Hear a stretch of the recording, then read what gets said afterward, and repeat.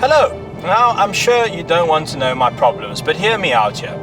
The problem with being a car journalist is that enough is never enough. You drive something like a Golf GTI and you think, yes, this is perfect. This is the perfect amount of power. Why would anyone need another car? And then you drive something like a BMW M4 and you think, good Lord, this is a ridiculous amount of power. I'll never need to drive anything else. And then you drive something like a McLaren and it literally melts your brain. And so I've been very prepared for the power of this new Civic Type R. But nothing in the 12 years I've been doing this job could have prepared me for the way this car looks.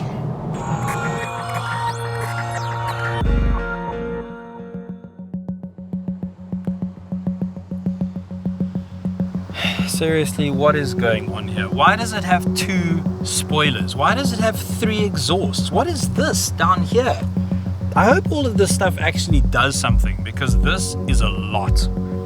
It looks like something I would have drawn when I was bored when I was 7, and that's where the missiles would have come out from.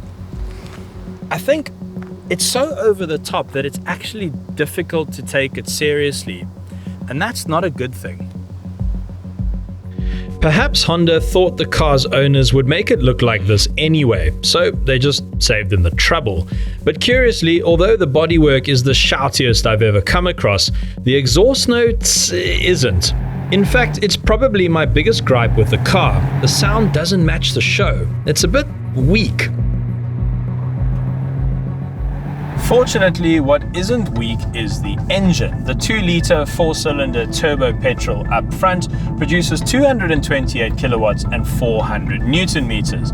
Now, in a world where Mercedes has squeezed 280 kilowatts out of a same-sized motor, that doesn't seem like a lot of power, but actually it's bang on with cars like the Audi S3, Golf R, and importantly, it's more power than the upcoming Renault Megane RS. However, look at a car like the Ford Focus RS. That has almost 260 kilowatts, but the Civic Type R is 140 kgs lighter than the Focus. So if we're comparing all of those cars on paper, we have to remember that this is front-wheel drive and those are all-wheel drive, except for the Megane. So with a 0 to 100 time of 5.7 seconds, it might seem that the Type R is a little slow. But once you're out here in the real world, once you get this thing off the mark, I think it would embarrass just about everything in its class. Because this thing is quick.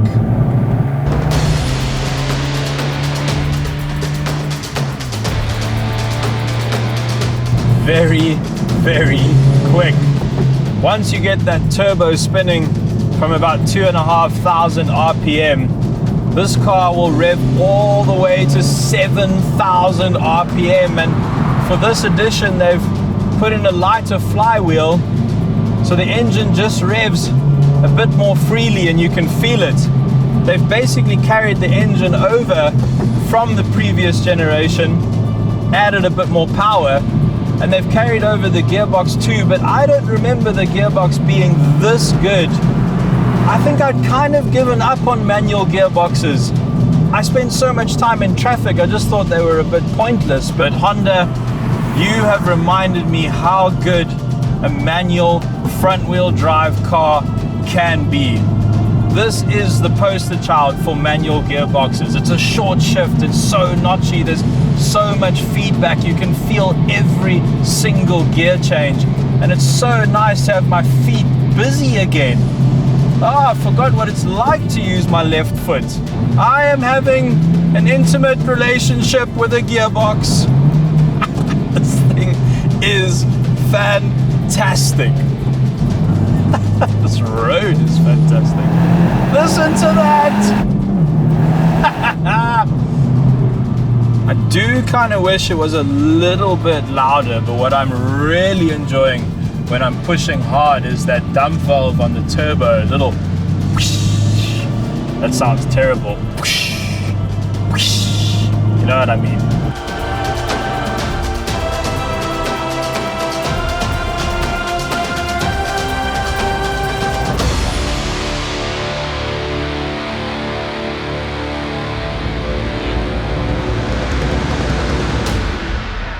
Right, the interior. Here are things I don't like and things I do like. I like the R switch. I like the fact that it's always in sport when you start the car, and when you ask for a mode higher than R, it complains. I like the gear knob. It's this little sphere of joy.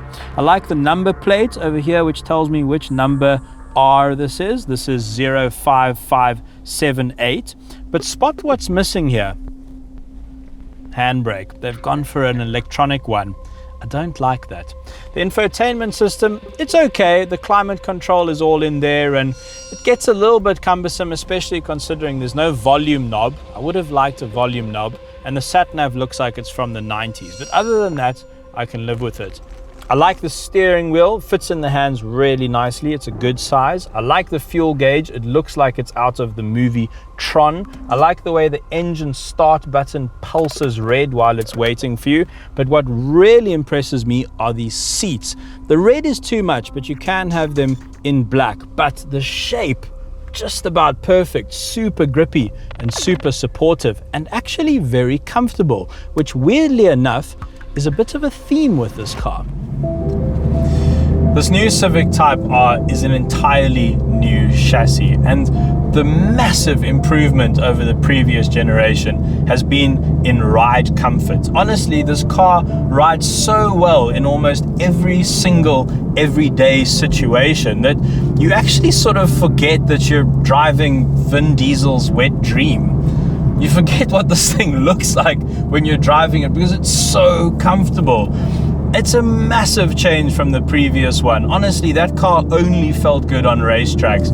To drive it on any sort of normal road was actually quite unpleasant.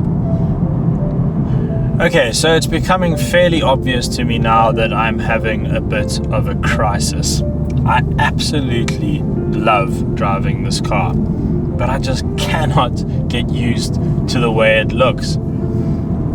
Okay, maybe there's a small part of me that likes the way it looks, but it's the same part of me that wants to spend my entire life savings on scale electrics and severely annoy my girlfriend. I cannot like this car. What is happening to me? Oh, God. Let's move past the looks. You either love them or hate them. It's that kind of car. If you hate them, you've probably already moved on with your life, and I suggest watching some Aussie man reviews. If you love them, I have good news for you. Right now, this is probably the best front-wheel drive hot hatch on the market. What Honda have achieved here is practically voodoo. They've made a properly hardcore car that's not awful to live with. It has 4 doors, usable back seats, a huge boot, and a pretty comfortable interior. But it is expensive at 627,000 Rand. That's a lot of money for this car. I feel like if they had come in at about 575, they would have had it at a much better price point. And it would have comfortably undercut cars such as the Volkswagen Golf R. But let me warn you, if you buy this car, prepare to spend your entire life being asked by other men to rev it. Literally over the last 3 days, all I've seen is men doing this at me. Where kind of, if I spent 600,000 Rand on a car, I wouldn't mind if just one lady went,